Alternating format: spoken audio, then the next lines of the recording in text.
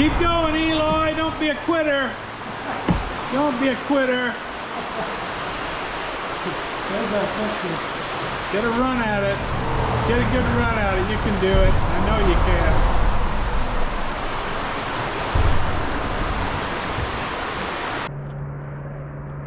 can. Welcome back to Anything Outdoors with Steve. I am Daniel. Today we're in North Idaho. Tomorrow it's going to snow and the temperatures are going to drop. So Eloy decided we should avail ourselves of this last opportunity perhaps to take advantage of good weather and take his kayaks out for a mini adventure. So we are at the end of Lake Coeur in a little creek called Wolf Creek. The day is fair. There's a little bit of frost in the shadows, but other than that, it's a fine day to be kayaking. The water's cool, very cool. Unfortunately, we are parallel to the highway, so you catch a little bit of highway noise from time to time, but other than that, it's a nice place to adventure. It's a wonderful place to kayak. It's been a few years since he and I have been here kayaking, and it's nice to get back. This will definitely be my last chance to kayak. I'm headed to Germany. I'm headed to Germany tomorrow, and then when I get back, I'm going to swap bags and head off to Thailand. Oh, I see a muskrat, looks like ahead. Is that a muskrat? So you see him swimming up there? Yeah.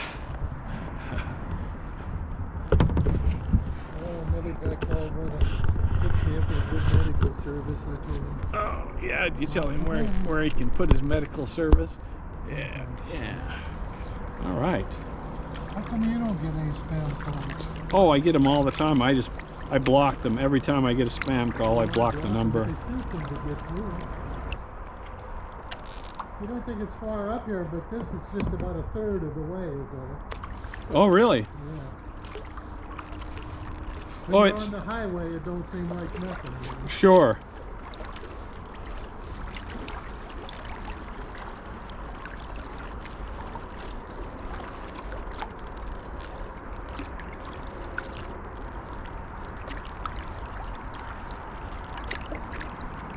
Yeah, that bridge has seen better days, that's for sure.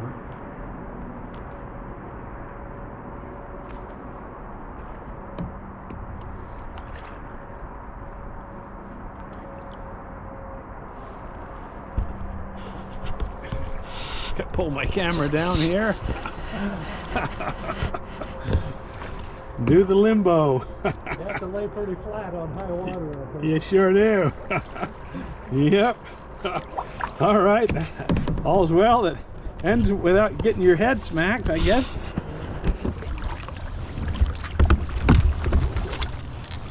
I could have put these up just a little higher, but that's Well, if it tips far enough, well, we can adjust them when we go for a stop. Yeah. It's tranquil enough that unless you do a big oopsie, you probably shouldn't go over. No. Right? So not that much drag. Sometimes they're underwater, sometimes they're... So how old are you now, Eloy? 62. Oh, give. 82. What's that?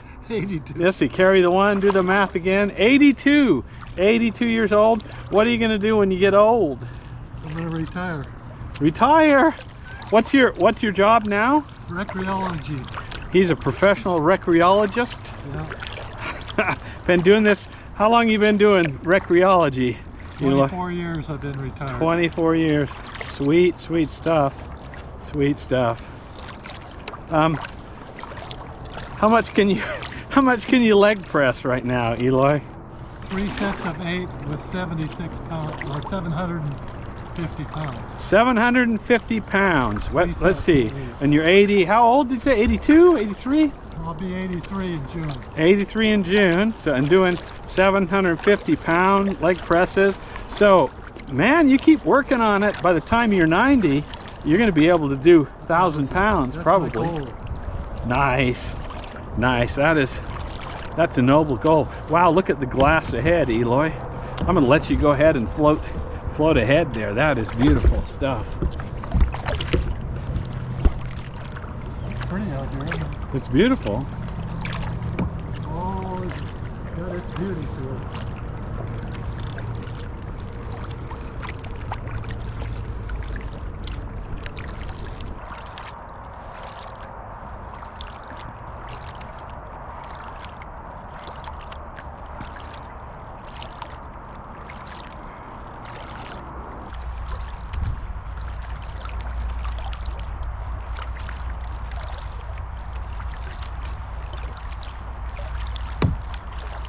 Oh, fuck yeah, he took a paintbrush and just slapped on something. Oh, you did what you could back then, Yeah. with what resources you had. Oops, sorry to get you a paddle there. Oh, look at that beautiful. That's pretty. That's really beautiful right there. Then I had a little when I hit 14, I got the big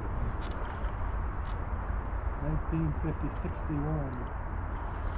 That was when you got your Harley? Yeah, How old? 14. 14 years old. That's the way to do it. That's the way. Touch the ground. Tiptoe. Yeah, that's the way we rolled in Idaho back in the day. And that thing was as big as the one I got sitting in my garage. Wow. And you had to kickstart it though. That was the trouble. You had to kickstart it. Oh, wow. Yeah. How many cc's was it? Well, it was I don't know. It was big. You have to throw all your weight in that to Oh yeah. to kick that over. Well, at 14, I was pretty good size.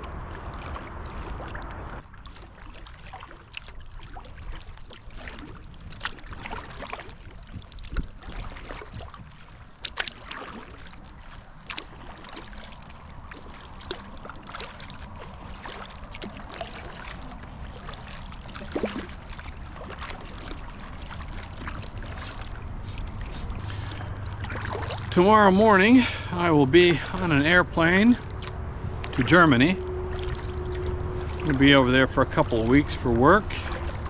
I will carry a GoPro with me. I'm going to be in Munich mostly, so I think I'll have a little bit of free time to walk around and film Munich. If you've never been to Germany before, it's a good place to visit. Great country. If you do go to Germany, absolutely Munich should be on your list. Munich's absolutely one of my favorite German cities. Dresden is also really interesting. Very different cities, same country, very different charm. When I get back, I'm going to have a few down days, and then I'm going to swap my bags. I'm going to head over to Thailand. I'm going to spend the rest of the year in my house in Thailand. Sunise is already over there. We're going to be hanging out over there. We'll absolutely take a drone and GoPro, and we're going to be doing some adventures. We'll be doing a few ventures. I'm not really in the mood for white Christmas this year. So we're going to do a green tropical Christmas. We're going to bring I'm carrying over a bunch of really high quality Christmas stockings, and we plan on setting up a Christmas tree in our house and having some of the neighbor kids, some of the village kids come, and we'll have kind of an ad hoc Christmas-esque sort of celebration for the village kids, for the local kids. I grew up in southeast Idaho, to be exact, in Preston, Idaho. And it's a fine town full of fine people, but as soon as I graduated from high school, I ran as fast and far as I could. Let's just say Preston was too small for me, and I was too restless. My blood flows with Viking blood, and I've had a lifelong wanderlust. I've always wanted to roam the world. I have always roamed the world. I continue to do so. And even as I get older, I realize that that passion has not cooled. If anything, I feel an urgency, as if I'm racing the clock to see as much of the world as I may, while I have the physical health and mental acuity to do so. I moved up from LA. I'd been down to Los Angeles for about 10 years, a little more than 10 years, and I got tired of that. Flying in and out of LAX. I've been an international sales guy for 30 years, and LA for a time was a great spot to call home, and especially, you know, in close proximity to LAX. I could be anywhere in the world in a relative short amount of time, but, you know, let's just say it was a love-hate relationship. I moved up to North Idaho about 12 years ago and bought a house in Hayden, near Hayden Lake, and I love it. Absolutely love it up here. It was about the same time that I met Eloy, and as soon as I met Eloy, immediately he became my hero. He was, at the time, he was in his 70s, and every day he was doing something physical. He bikes and hikes and goes to the gym and lifts weights and climbs mountains. He can ride, to this day, he can ride most people into the dust on a bicycle. It doesn't look like it, but yeah, that guy, I don't know where he gets his energy, but yeah, suffice to say, unless you're an avid cyclist, you're not going to outpace or outdistance Eloy. That guy can go forever without tiring or without his butt getting too tired. In any case, I realized that was friend material.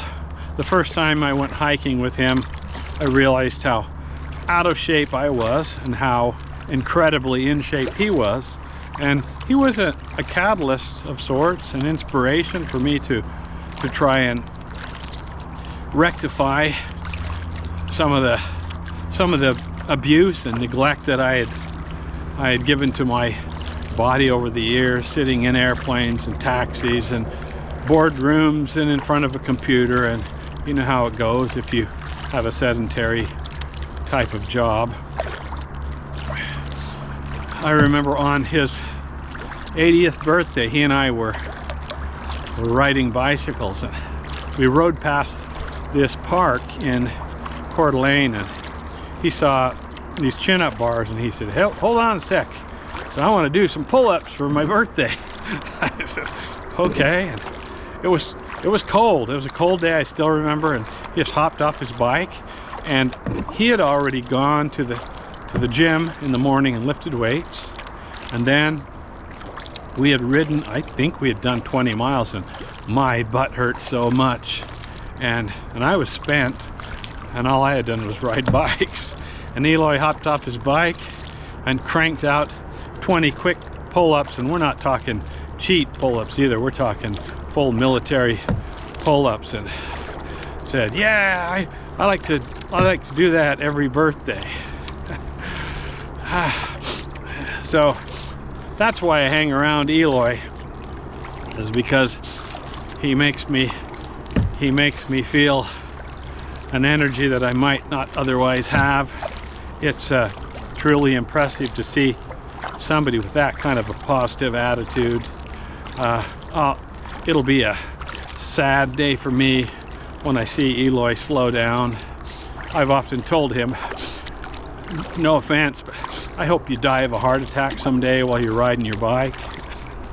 Maybe on your 100th birthday, when you're doing your pull-ups, you crank out that 20th pull-up, and then the lights go out, because I don't want to see him decline, and I don't want to see him fade away. And I'm grateful, very grateful, to have him as a friend.